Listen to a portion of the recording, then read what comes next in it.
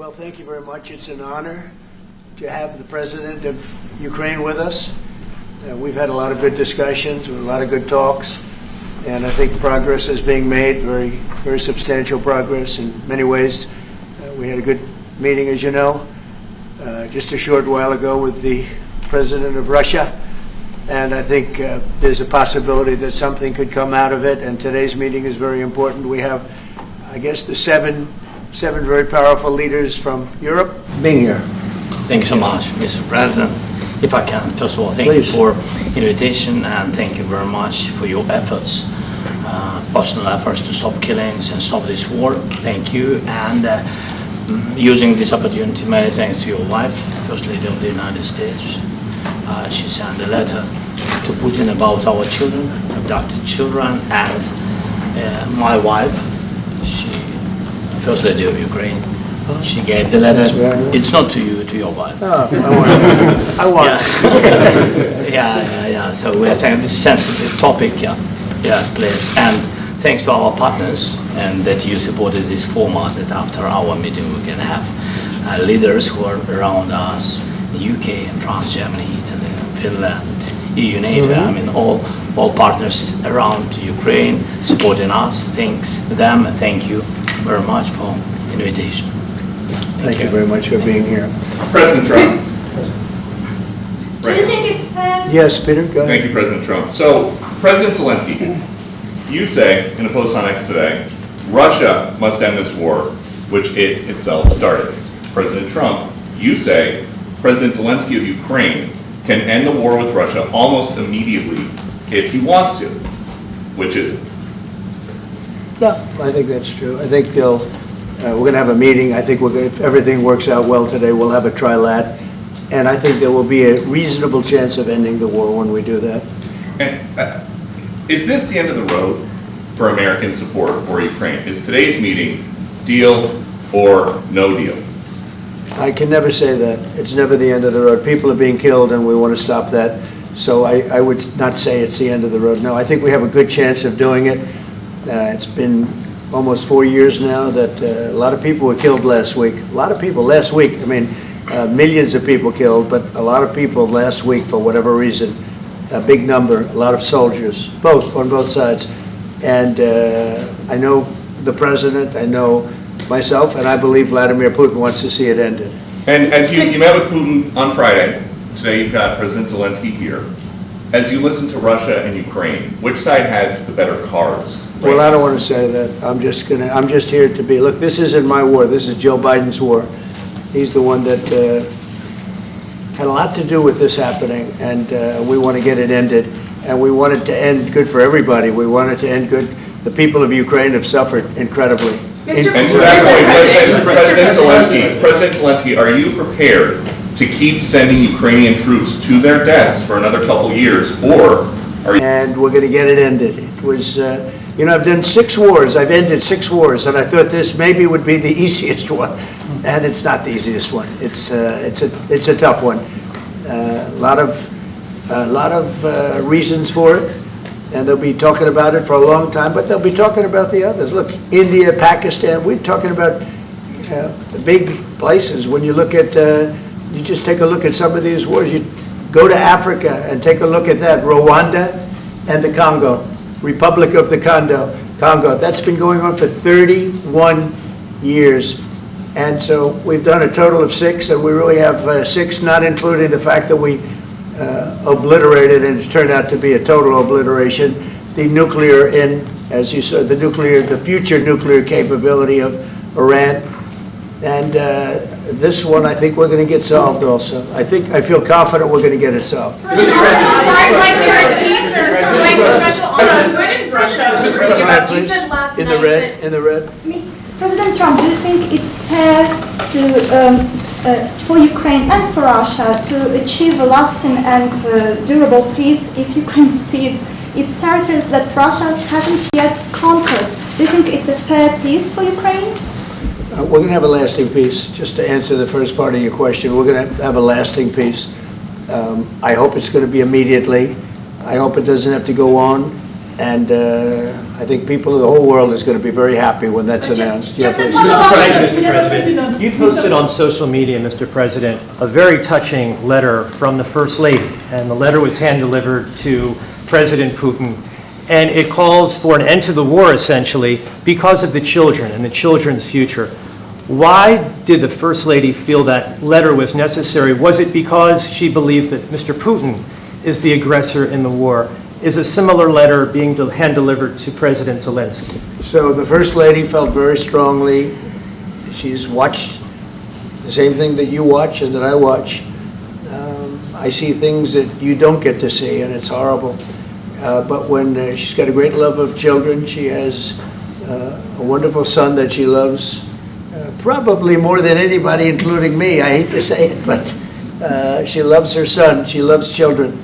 And she hates to see, she hates. Last week, Brian, Mr. go ahead, Brian. Yes, sir, I've got a question for each of you. Yes. First of all, Mr. President Zelensky, no. speaking of news, I got a question for you. This sounds insane for me even to ask this, but do you think the American media really doesn't even want a peace deal? Because they've seen they've been so critical of you every step of the way as you lead the charge for peace. It's an amazing phenomenon. I said that they would say I made a bad deal.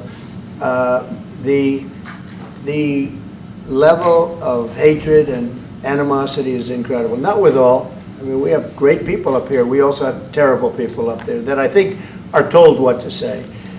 But, you know, in solving all of these wars, they don't even write about it. You know, I saw major wars. I saw wars that have been going on for 31, 35, and 37, and a couple of quicker ones. One that was going to go into a full-blown deal very quickly. You know what the one I'm talking about. It was a big one. But they don't even write about that.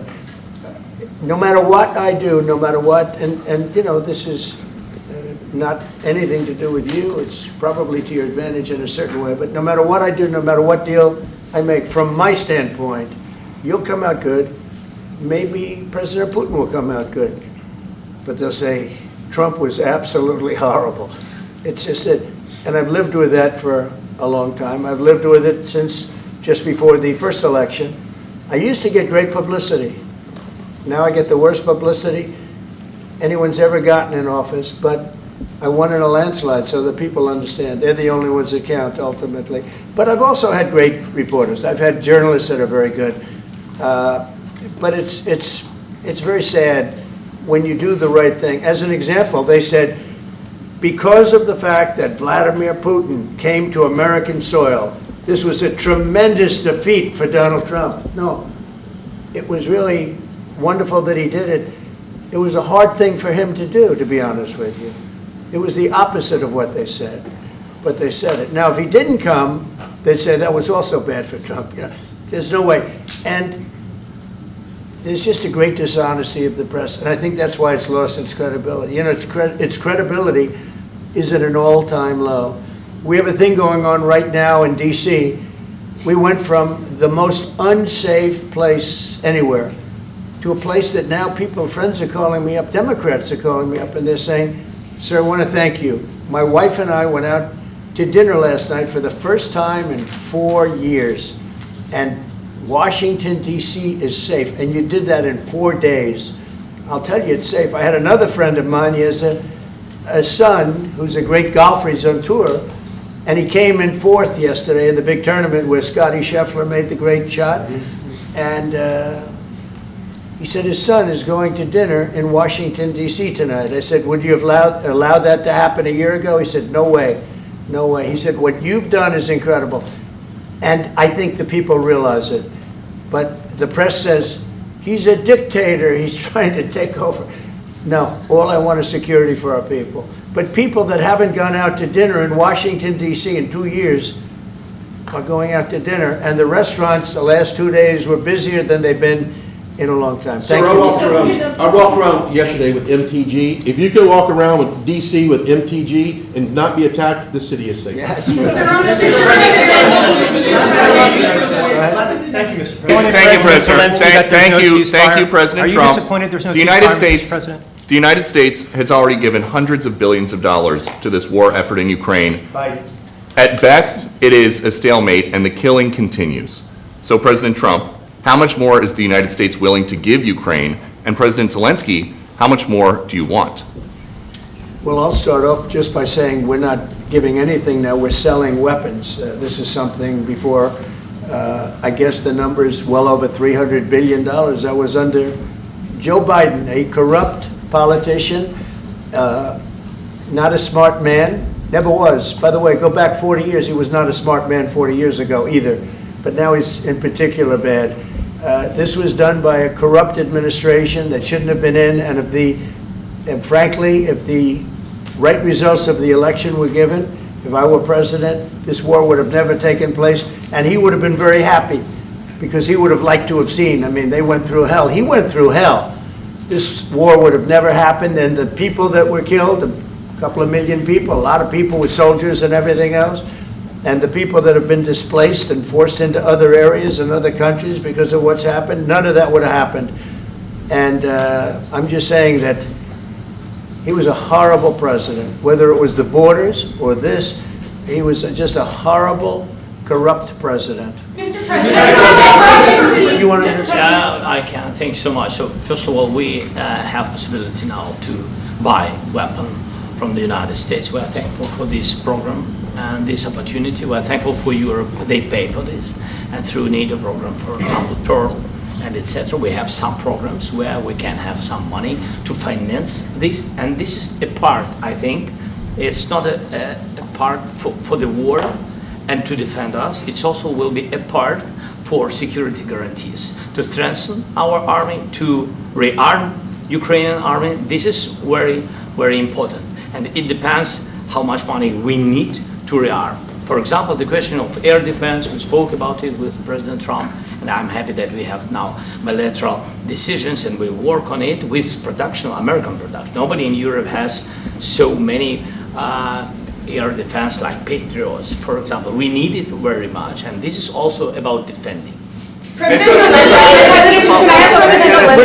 think the good news, we make the best military equipment in the world by far. You mentioned the Patriots. How good are they? Systems. We have systems, they're literally 100% foolproof. And it's really like shooting two bullets, two bullets hitting each other in the air in a space like this. The chance is 100%. It's 99 to 100%. So we sell the equipment to NATO. And NATO does what, I don't know what the arrangement is that you have with, but I know that they want you to have the equipment. And we're getting the best equipment in the world, but they pay us for the equipment. Under Biden, it was just crazy what was going on. I believe the number is over 300. I think it could be $350 billion worth of equipment and money and everything else.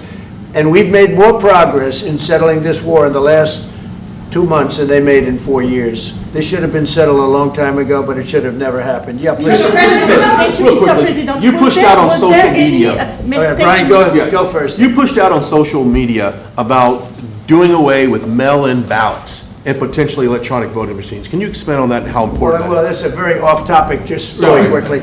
Mail-in ballots are corrupt. Mail-in ballots, you can never have a real democracy with mail-in ballots. And we, as a Republican Party, are going to do everything possible that we get rid of mail-in ballots. We're going to start with an executive order that's being written right now by the best lawyers in the country to end mail-in ballots because they're corrupt. And you know that we're the only country in the world, I believe, I may be wrong, but just about the only country in the world that uses them because of what's happened. Massive fraud all over the place. The other thing we want change are the machines. For all of the money they spend, it's approximately 10 times more expensive than paper ballots. And paper ballots are very sophisticated with the watermark paper and everything else. We would get secure elections. We'd get much faster results. The machines, I mean, they say we're going to have the results in 2 weeks. With paper ballots, you have the results that night. Most people, but most people, many countries use paper ballots. It's the most secure form. So between paper ballots, very, very important, paper ballots, and I think maybe even more important, the mail-in voting. We're going to end mail-in voting. It's a fraud. If you have mail-in vote, even Jimmy Carter with this commission, they set it up. He said the one thing about mail-in voting, You will never have an honest election if you have mail-in. And it's time that the Republicans get tough and stop it, because the Democrats want it. It's the only way they can get elected. Because with men and women's sports and with transgender for everybody and open borders and all of the horrible things, and now the new thing is they love crime. They're fighting me on the fact that I've made Washington, D.C. safe. We're not going to get mugged, beaten up, or killed like all the people you've been watching get so badly hurt. I'm glad, I hate to take your time with this, but I'm glad you asked me that question. Sorry. We're going to stop mail-in ballots because it's corrupt. You know, when you go to a voting booth and you do it the right way and you go to a state that runs it properly, you go in, they even ask me, they asked me for my license plate, for identity. I said, I don't know if I have it. They said, sir, you have to have it. I was very impressed, actually. But it's very hard to cheat with mail-in voting. As you know what happens in California, it's so corrupt, where some people get 5, 6, 7 ballots delivered to them. Now, we got to stop mail-in voting, and the Republicans have to lead the charge.